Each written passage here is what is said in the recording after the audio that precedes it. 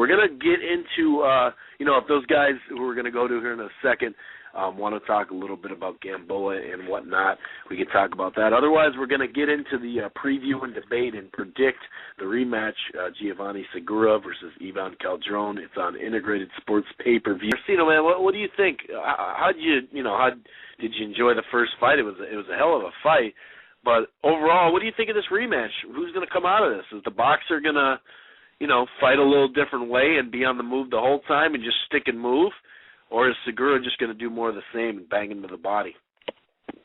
The first fight was epic. I actually bought the DVD. And it's very rare. I'm running out to just go buy the DVD. I got because all those fights was on that card was great. And that just capped off a great night of boxing over there. But Segura, like I was saying, at the weigh-in of the last fight, I was like, oh, man, he's noticeably 2 weight classes bigger than Calderon. So there's the size difference was noticeable, but the game plan that Segura had, he had no respect for Calderon's power. And he came right in directly, 90% of his punches in the first 3 rounds was to the body. He started off going right to Calderon's body. He just knew, he can't hurt me. And Calderon hit him flush with great combinations, and he actually sat down on a couple of punches. And that was the biggest ring I probably have ever seen in my life, so I don't think they can get one that big again. But I just can't see him doing anything more to help him win, because he's going to have to exert a lot of energy to keep Segura off of him. He would have to tie him up a lot more and make it almost a dull fight and just be first and just try to point Segura out of the fight, because Segura doesn't really have a style. He's just aggressive, and he throws good body punches, but he's not really technical. He just, his overall aggression and his will is what really gets him through a lot of his fights. And the fact that he's fighting guys that are smaller than him and that really don't have enough power to contend with him. So by him being able to still make this weight, he's very effective. In the rematch, I think that he probably stops Calderon earlier, because I think Calderon's going to try to prove something early on in this fight, that he still got it. And I don't know if Calderon even fights again after this. This might just be it for him. I think this might just be his last fight. He might do one more at home. I can see that. Right, but I can't see him.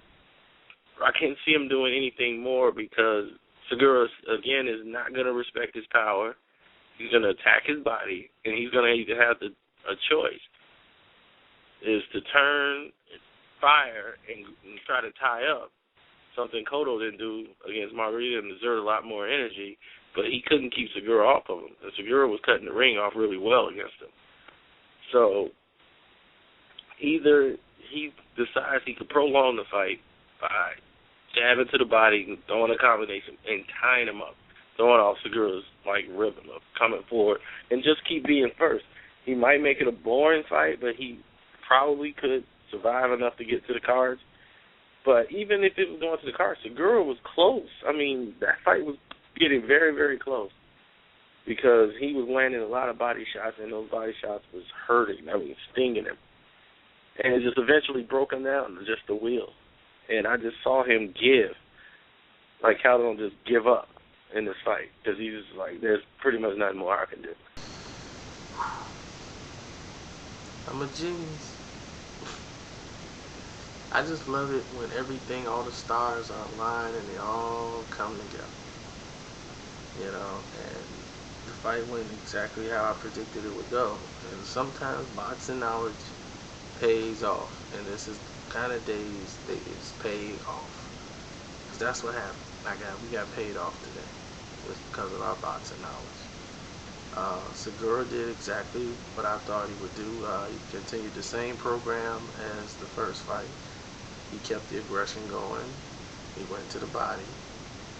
And Calderon tried the new strategy that I thought he would employ, trying to slow the tempo down by trying to tie up the bigger man.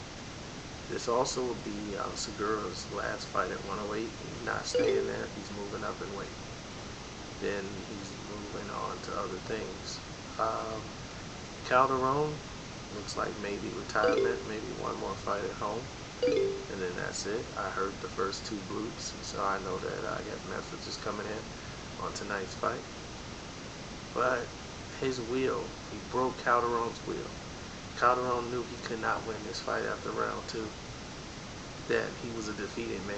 So in the 3rd round, the body shots really got to him again, and it was more depression. He just broke down. He just caved in. So that's the take on what happened, and we can move on, and we look for bigger and better things.